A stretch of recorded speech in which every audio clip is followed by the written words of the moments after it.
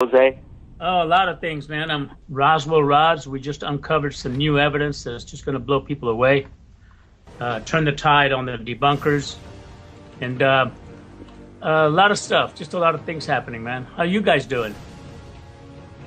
Third phase of moon is getting the word out. I think we're up to approximately getting close to approaching 90,000 subscribers by the end of the month, and over 61 million views worldwide. And it's counting down, and the word's getting out. And we appreciate you having you back on the show. And things are doing good. Let's get to battle over Los Angeles. I know you've been working on this project. Tell me, I heard here that you have some exclusive photographs from that scene that's never been seen before. Yeah, I have. Actually, I have footage that I feel is from the Army installation over in MacArthur, Fort MacArthur, and also a photograph that was actual. The actual LA Times photo that was released back in '42 was released backwards. It's not actually, and it was highlighted. The light beams were highlighted quite a bit. And, you can count, I think there's like about 9 or 10 search lights on it. But the original photo had like 33 lights on it. So it's a total different view. And I've been working on that film, since 2010. That's when I started writing the screenplay. When I heard that Sony was going to make Battle Los Angeles, I said, well, I better write, do the documentary at least. Because no telling how they're going to make the other one. And it turns out that Battle Los Angeles turned out to be a farce. They didn't even show the battle as it went down. Instead, it was a total different thing. It was like a video game on film, a $76 million video game. So I've decided to make the Battle of Los Angeles more of a docudrama, where it's a lot of the reenactments and, actual actors and actresses portraying the roles of some of the people that were involved. And we've got some dynamic special effects being made, showing the battle as it went down from different points of view, because there were like over 1 million people that witnessed it. And especially in the area in Culver City where it hovered right above this lady's house whose name was Katie. So it's going to be an incredible film, man. It's going to be awesome. It's just I'm still trying to raise money to finish it. Takes cash. Well, we're going to be posting a link below so people could help out Jose Escamilla on this project that he's working on, Battle over Los Angeles. Dr. Dandy Elias, go ahead.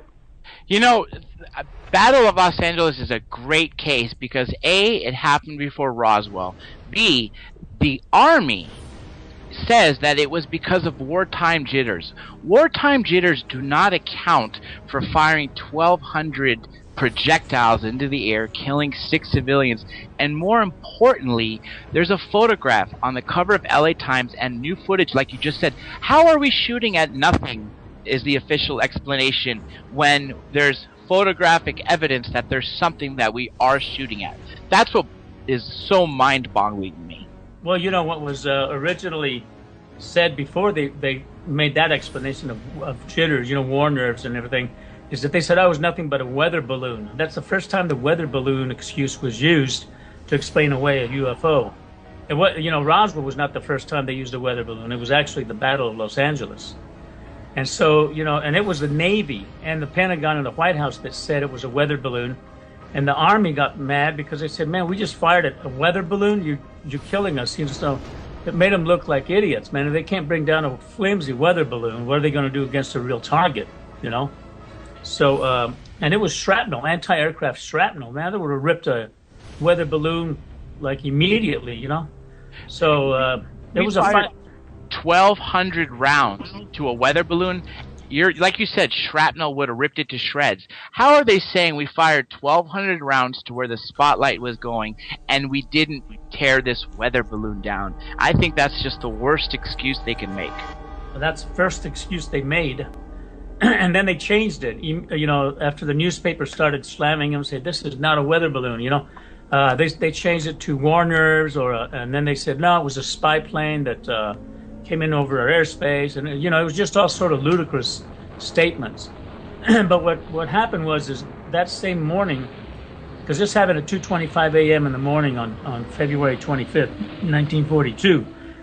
The Army and Navy and Pentagon officials, they went house to house in the area where the shrapnel fell and where most of the fires were, where the ship hovered directly above this neighborhood in Culver City, and had people sign away that they would not talk to the media or mention this to anyone until after the war, because of the war effort. So a lot of people signed, a document stating that they would be fined $10,000 or $25,000 or something, and put in jail if they spoke about this. And that's where it started, the fear-mongering, the ridicule and all that. But there were news reporters there that kept everybody in check. In those days, the media was not bought by the government. It was they actually took tabs on the top brass. So a lot of the reporters that were there from all over the world, they witnessed this thing. A lot of them saw it, and they interviewed a lot of the people that witnessed it from different areas of the neighborhood, different parts of the city, and that's what this film is based on. And the vantage point of the UFO. I mean, there was a policeman that was in Culver City, and he said that he saw silver discs coming out of a dark cloud.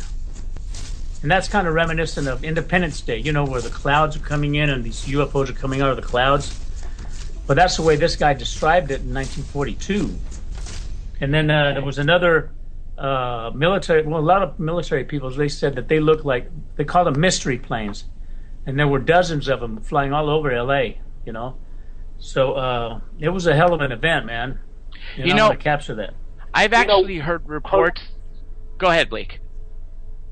Okay, Jose's been, you've been investigating this event in 1942. Have you interviewed anybody personally that's witnessed it for themselves? Because these guys are getting up there in age, and I'm sure there are not many of them around right now. We have one left, and he's in Culver City.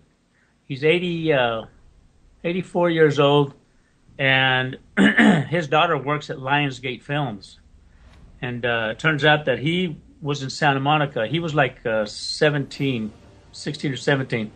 He was ready to join the Army, and he witnessed it. He said it was not a weather balloon, it was not an airplane, it was nothing more. It said it was an object that was unidentified. It was a big orange, yellow, lozenge-looking thing, and he said, and it was huge and massive. And he saw it before the searchlights hit it. So did the lady that, and we're going to interview him, by the way, this month. We're going to Culver City, and we're going to meet with him and interview him, because he's the last one, man. The one that was that passed away a couple of years ago was Scotty, and he passed away. I didn't get to interview him, but there's plenty of interviews of his that I can license, But I'm recreating a lot of the scenes. I'm actually going to cast an actor to portray this gentleman. His name is John, and portray him at his young age of 17 when he's witnessed it. And the way he describes it, man, it's amazing. He's got vivid memory, too, of that event. It stuck to him all these years. He says, I'll never forget that, man. He said, that was incredible. Two things I got to throw about that. First, the witnesses, you're right. They're getting old in age. And I don't like how the skeptics say, on their dying declaration, right before they die on their deathbed, they make up a false story, which is not true. When you're leaving to go see your maker, you're going to tell the truth. But more importantly, Preston Dennett, MUFON researcher, 23 years, has stated that during the Battle of Los Angeles, we actually took down 2 of their craft. One that crashed in the Pacific Ocean and one that crashed in the San Bernardino Mountains. Do you know anything about that? Oh, yeah, we're going to portray that, too. And one of them was brought down in Long Beach. There were actually 3 brought down.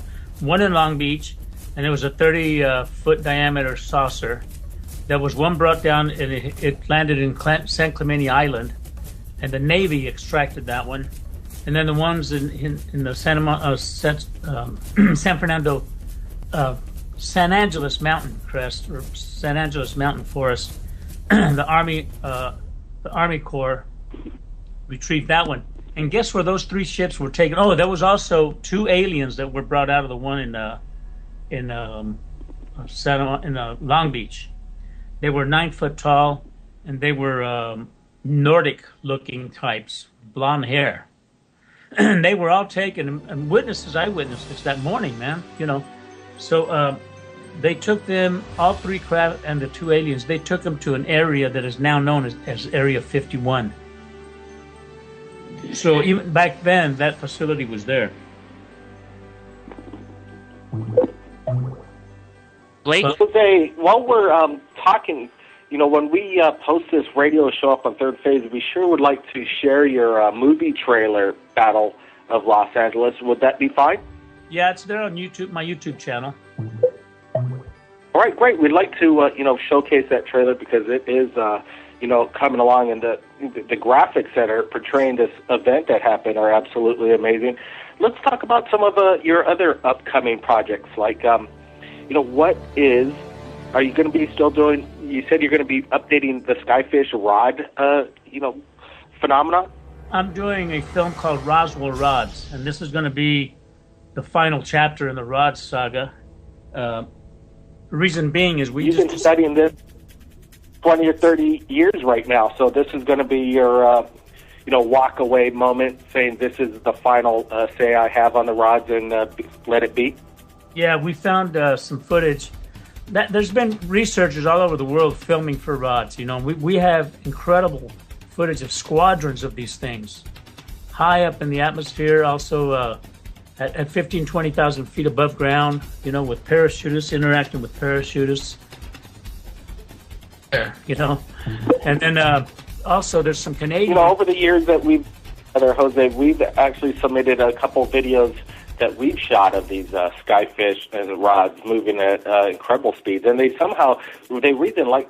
like caves for some odd reason. We're filming a film called The Night Marchers in regards to the legend here in Hawaii about the ancient spirits. And while we're shooting this, there was a police officer in the scene. He's a real police officer, and these rods were zooming by him. And we actually showed the police officer later on this footage, and he was pretty much freaked out by what he saw, and he couldn't believe it. And what was your take on it? I think you saw some of this, and it was in one of the shows that you produced. Yeah, it was a show that we did for Fox, remember? Fox TV? Yeah, so Nash Entertainment, that's right. Yeah, Nash Entertainment.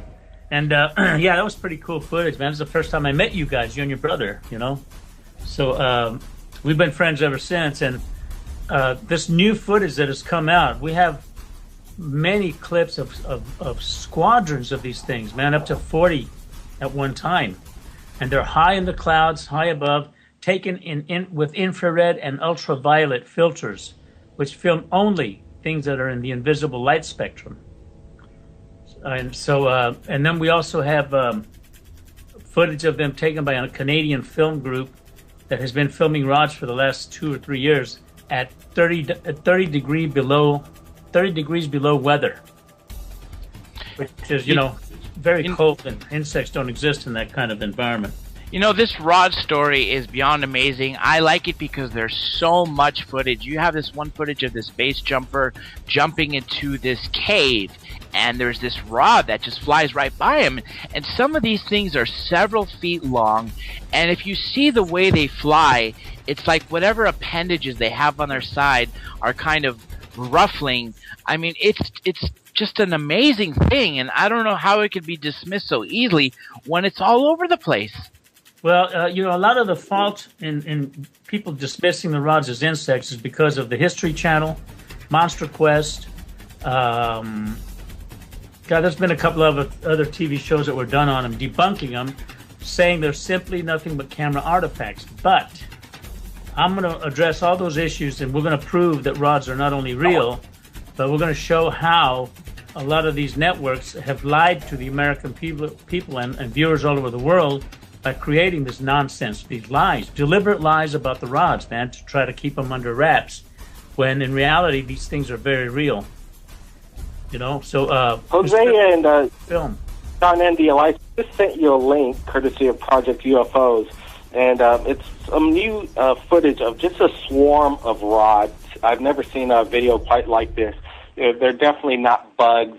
These things are, staying in their formation, and they're not changing shape. If you guys could take a look at this real quick, and we could comment it on while we're doing the show.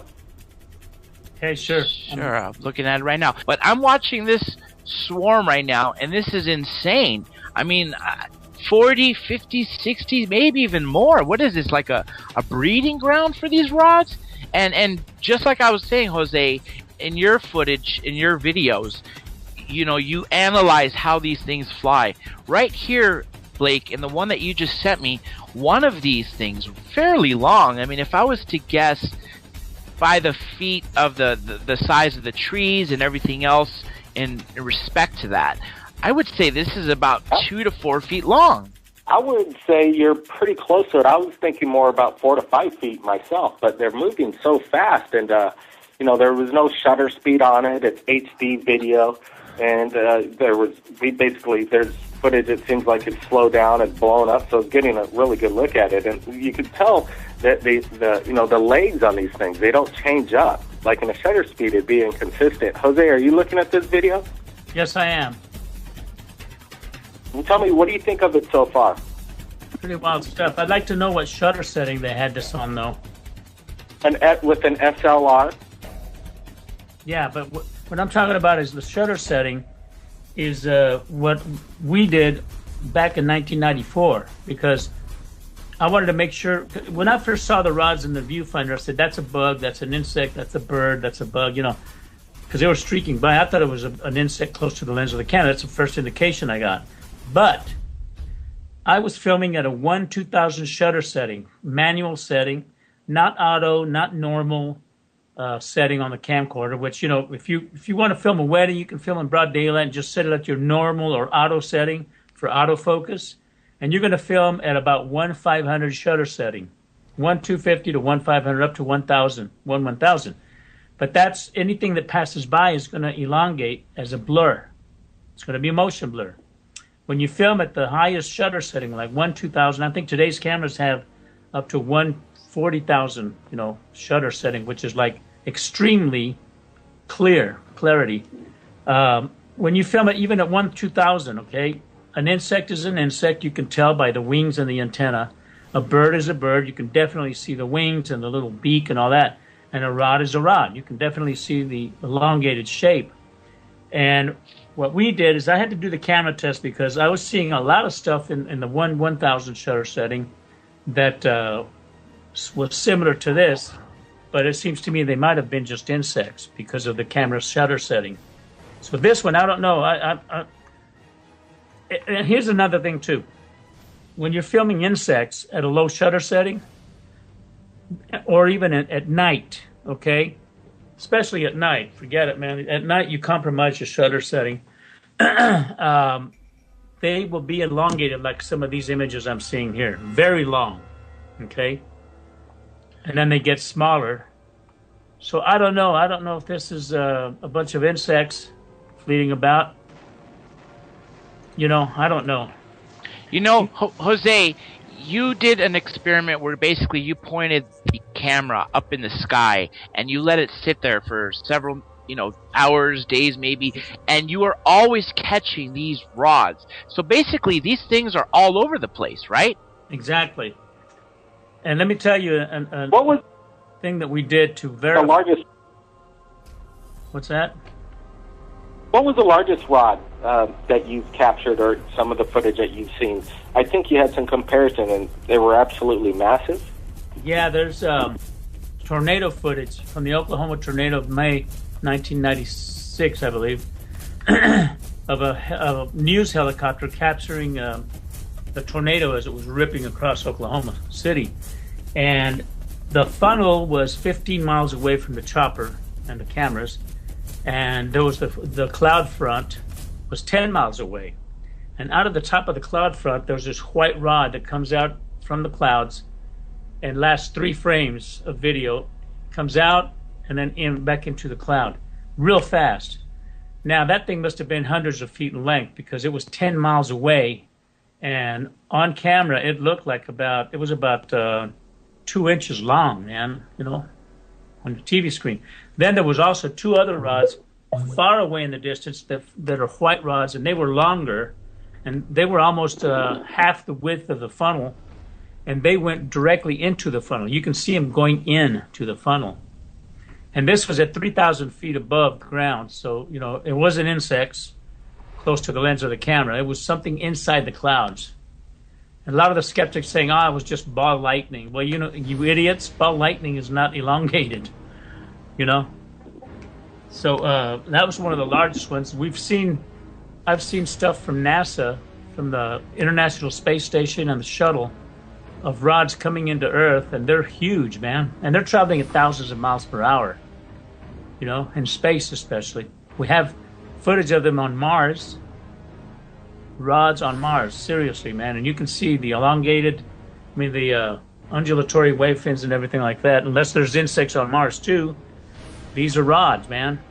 So we have footage of them coming out of the oceans and entering into the oceans. You know, we have a lot of things that we're going to address in this film. And people are going to realize, man, these things are freaking real all the time, man. They were always the real deal. So, but this footage like here, you know, I don't know. I'd like to find out what setting they used. If it was normal, then it's subject to questions, you know. One thing I'm liking about this footage, Blake, that I just saw, is the fact that in one instance or several instances, aside from seeing the swarm in the background, you see the rods pass right in front of the camera, fairly close, and you see that mechanism on their side. And that's why I'm starting to question if it's possible to be even insects, because I've seen debunkers use insect footage, and this seems to be a little bit different. Oh.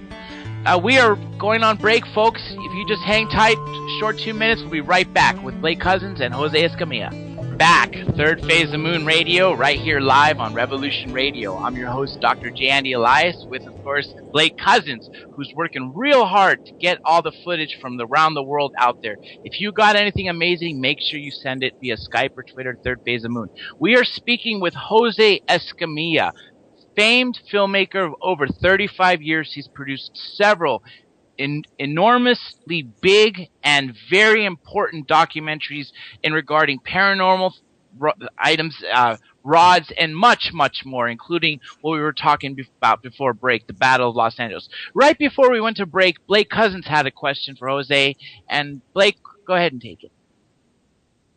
Well, we were looking at this rod footage, and a lot of this footage that comes in that we see, and I'm sure Jose sees, and many people from all the world, is that they seem that they're moving so fast at times they blink out of existence to me. Do you think they could be some type of interdimensional creature?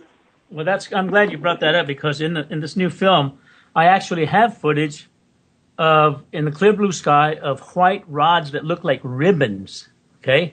And they're phasing in and out of the clear blue sky, like as if they're passing through a time warp. And they're huge, man. And they phase in and out of the blue sky, all right? So they could be interdimensional. We know that they are in space. They're traveling all over the areas in space. We now have footage, like I said, of them on Mars, or still pictures in Mars. And also of them in the ocean. They do have some kind of a life cycle in the ocean. They are able to swim in the ocean and then come out and swim in the sky. And that's what they do, is they swim through the air. They don't fly. So they have these undulatory wave fins, much like a cuttlefish. And is it possible that these are maybe some sort of animals that have coexisted with humans, but we've just been unable to see them the entire time?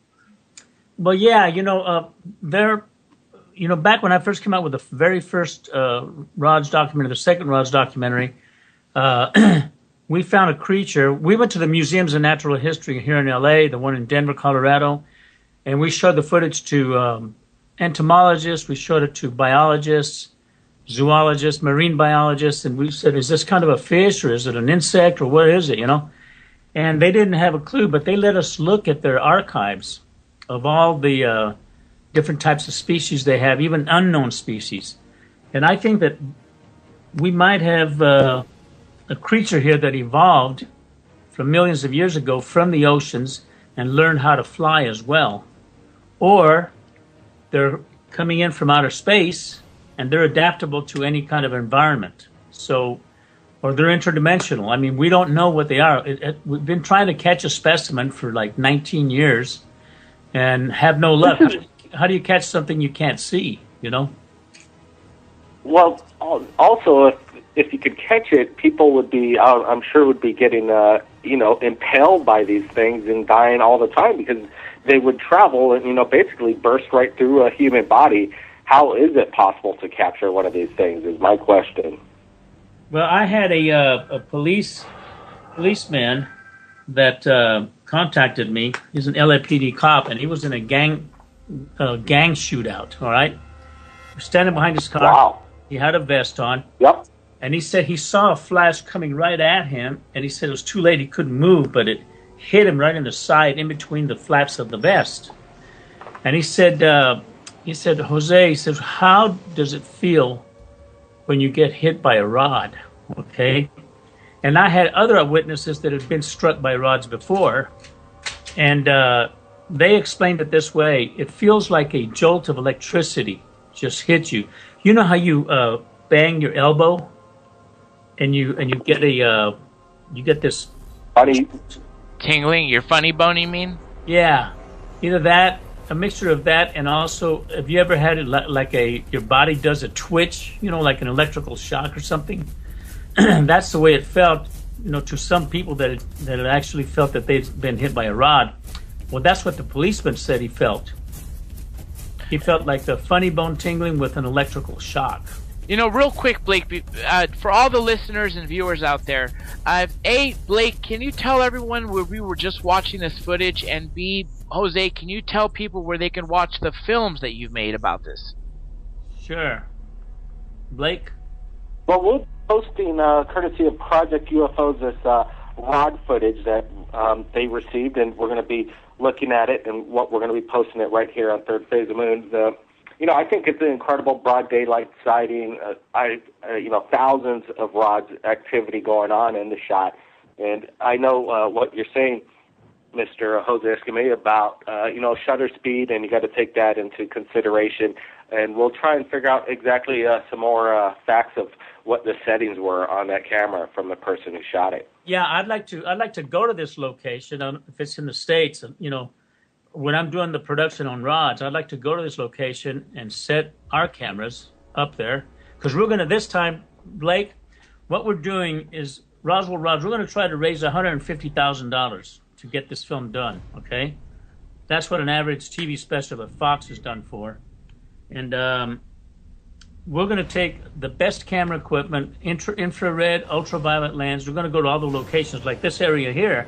I'd like to find out where it is, because obviously if it is rod activity there, the rule of thumb is you see one, you'll see more, and that's what's happening with this footage here. But I'd like to go there with the professional cameras, high-speed cameras, the whole shebang. We're going to do it right once and for all, because we're going to get the budget. And we're going to make the best rods documentary ever in the history of rods.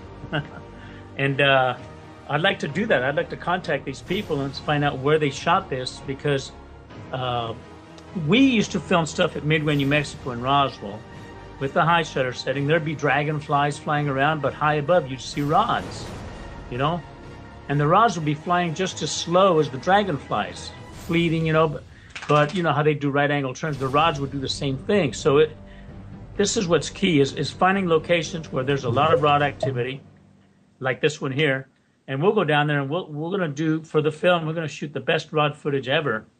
And that's the whole element, man, is trying to figure out what these things are. Here's another thing. There was footage taken in Gulf Breeze, Florida, back in the 90s. And there's footage. I've got it on my other computer. They've since taken it off of YouTube. But I have the footage. I'm going to put it in the film. They were shooting at the high shutter setting, 1/2000. They were shooting for rods, all right, using the eave of the camera. The eave of the rooftop, blocking the sun.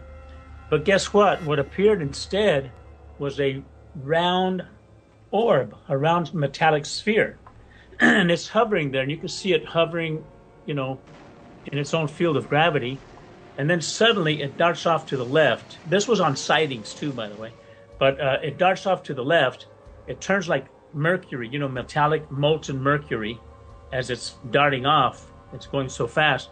But then in 2 frames, it looks just like a dark rod with white undulating fins on both sides. So even at the 1/2000 or higher shutter settings, maybe what we're filming are spheres that are traveling so freaking fast that even with a high shutter setting, they blur. Okay, so there's a lot of things that we're going to discuss in this Rod's film. Here's another thing, though. There's Tiger Woods footage taken by CBS during the PGA tournament in August of 2006. We're all sitting at the bar watching Tiger Woods, you know, having a beer and watching the, you know, just kind of glancing at the golf tournament. And they film him using this 5,000 frames per second high-speed camera that can slow down a bullet. That's, you know, what these kinds of cameras are. And they're studying his swing, and just as he hits the ball, a white rod flies right above his head. That's about 8 inches long. And the ball takes off at 85 miles an hour, but it's pristine. I mean, you know, with these high-speed cameras, you know, there is no motion blur. Yet, this rod flies through the scene faster than the ball in super slow motion, faster than the ball at 85 miles an hour. The rod zips through. Most of the bar that we were sitting in, they go, "Rod!" Okay? And they only showed that once in that on that PGA tournament. I've got the name of it and where it was taken. So I'm going to try to allocate that footage. We get this budget. We're going to license it from CBS. And it's super slow motion footage of a rod that not only proves rods are real, but it's going to put everybody, you know, uneasy when it comes to rods, because they're going to realize these things are real after all, man. So there's a lot of things that we're doing. That footage, I wish you luck in getting that from CBS. It's too bad they haven't rebroadcasted it, so people could have recorded that event. You know, one thing, maybe an angle you could go at on, you know, this film, and even do it as a public service announcement, is because, you know, even the symptoms that you described earlier about people possibly getting, you know, impacted by these rods, you know, it sounds to me as the description of having as people would say, having a stroke or a heart attack, some of the symptoms of this tingling sensation. And maybe there are people, you know, dying as we speak around the world, being struck by these rods, and nobody knows about it. You never know. You never know. And here's another thing, too. There was a football game in Portland, Oregon, being filmed by, you know, local camera crew for the news. And they contacted me back in 1997, I think. It was 1997. I flew to Oregon specifically to get this footage. And they interviewed me, and they did not want to give me a copy of the footage. They said, well, you know, it's owned by the TV station, blah, blah, blah. But anyway, what it was a local football game. And one of the referees was running, you know, with the football players down the field. He gets hit by a green rod, all right? And he gets hit right on the back right side of his side. He gets hit, and he reacts, and then the rod falls to the grass, to the football field, like water. Turns into water. So it just disintegrated right there in front of him, huh? When it hit him, yeah. He was running, he got hit, and he reacted, but kept on running, all right? And the rod just turned into water. It looked like water splashing onto the grass. Was this captured on film by any chance? Yes, and I'm trying to allocate it. It turns out that one of the cameramen took the footage with him, so I'm finding it hard to find the camera guy. I don't even remember his name. You know, and the station doesn't have the guy's name or anything, so it's very difficult. So I'm going to put an ad in the Portland newspaper and request this footage, man, you know. But it was incredible footage. It was amazing. That's definitely something we all would love to see. All the YouTube viewers, all the Revolution Radio listeners, that's something amazing to see a rod, A, in a football game, something as populated as that, B, hit somebody. And it turns to water. Yeah, that's just sums it all up in one and makes it show that this is not just an insect or some flying dragonfly or something, because what turns to water? Here's another shot that we're going to put in this film. There was a camera crew from Fox at the Cave of the Swallows, you know, the cave in Mexico. And base jumpers are jumping into the cave. And the camera is a high-end broadcast camera, and it's filming the base jumper. It's focused on the base jumper, all right? He's in clear focus. He's not motion blurred or anything. He's in clear focus. He's falling straight down at what is called terminal velocity. Yeah. Yeah, I'm very familiar with that. I'm a skydiver myself. Okay. Terminal velocity is anywhere from what, 95 to... Well, actually, no. It's usually 120 miles an hour minimum. Flying belly to Earth, it could be as high as 140. Head down or any other position could be as high as 180, 190. Okay, well, he was flat. He was like falling body flat-wise, you know, so... At least 120 miles an hour. All right, let's figuratively say 100 miles an hour, okay? Just for this explanation. So here's this this base jumper falling straight down into the cave, going at about 100 miles an hour, 120. And the background, because the camera is following him so fast, the background is blurred, okay? But he's in focus. Okay, so he's falling, and then a rod flies in, and from the left part of the screen, flies in underneath his stomach, a few feet away, and this rod is about 3 feet in length. It flies underneath him and goes to a lower part and then makes a U-turn and goes back where it comes from. Okay, all in one shot. But the key element about that is that he and the rod are both falling straight down at 100 miles an hour, and the rod has the ability to fly at an angle downward, make a U-turn and go back, at the same time falling 100 miles an hour downward. Amazing footage, if you can imagine that. Blake, are you there? You've also, you've also done all kinds of work besides the rods and battle over Los Angeles. You've worked a lot on, the cover-up of, color on the moon, possibly atmosphere, vegetation growing on it. Tell us about that, and what do you think about these shots from the moon where it shows Earth off at a distance, where the astronauts on the surface of the moon taking, the shot of Earth, and it's in full color? Is that the way it really works? Well, when I did UFO, The Greatest Story Ever Denied, I started making that film back in 2002. I had a section that I did on the moon because that film was entirely about the UFO phenomenon, and I had to incorporate some of the moon stuff because the astronauts saw UFOs while they were going to the moon and coming back and all that. Well, as I started doing that segment, I started realizing that a lot of the Apollo moon footage is fake. Not fake, it's real, but then it's been tampered with, I'll put it that way. Like the background, the dark sky of the moon, it's been erased. There is no photographic emulsion in the dark. Okay, if you look at an Apollo photo that has photographic emulsion in the darkness, you'll see it's got sort of noisy black background, because that's the emulsion of the film.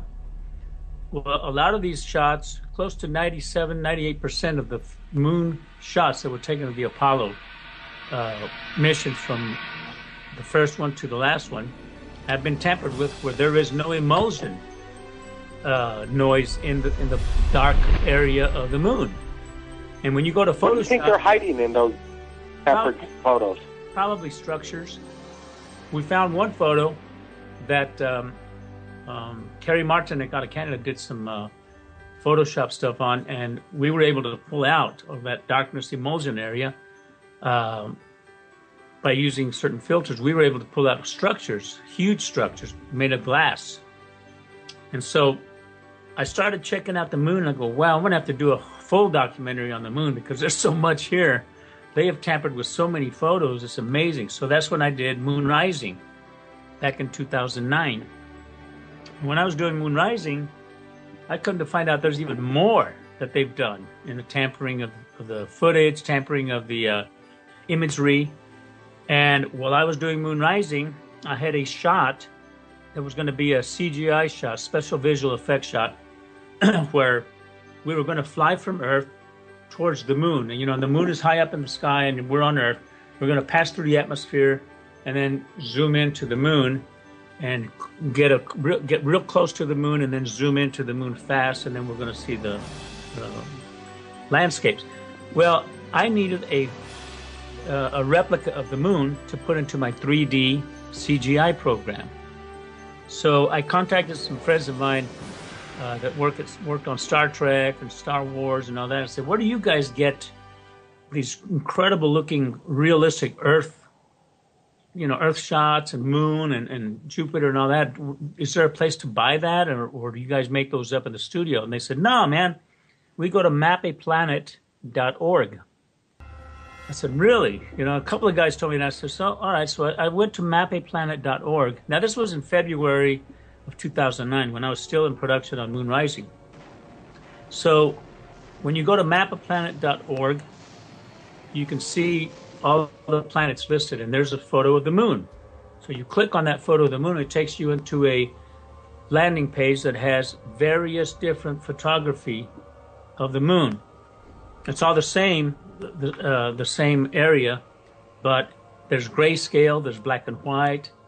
Then I saw one that says natural color, and there's false color. There's all different variations of the way they photograph the surface of the moon. So when I saw natural color, I go, wow, what's this? I clicked on that, and that changed my perspective on the moon forever. There was full color photography of the moon. And what they have there is a map of the moon. That's why they call Map a Planet. It's a flattened out skin of the full surface of the moon, but flat. And what you do is you take that photo and you put it into a thing called a material shader, and you put it onto any sphere. You get a sphere in Cinema 4D, for example, the 3D program I use. You have a sphere, and then you put that shader, that map, and wrap it around the sphere, and now you've got the full moon. But I found out full color photography, and I started downloading as much photography of the color moon surface, and it's amazing, man. The color photography of the moon is absolutely amazing. It was taken in 1994 during the Clementine mission, and I downloaded 850 panels, okay, of the whole surface of the moon, the whole flat map of the moon, and they are each 45 inches by 38 inches in size. That's how big these panels are, high resolution. So I can zoom the camera real tight and get right in there, all right? 45 inches by 38 inches, man, that's huge. So I collected about 850 panels of 1.8 million digital photos that were taken.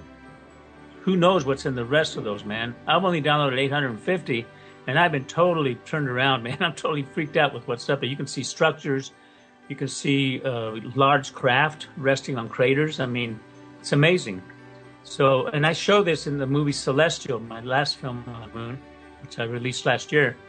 You can see this huge object that's 20 miles long, and it looks like a giant fish with two fins resting on top of a 52-mile wide crater. So that's amazing stuff, man. And the NASA and the Department of Defense, NASA is run by the Department of Defense, by the way. It's not a civilian-owned organization like they say. The public doesn't have a clue that the Department of Defense tells NASA what to do.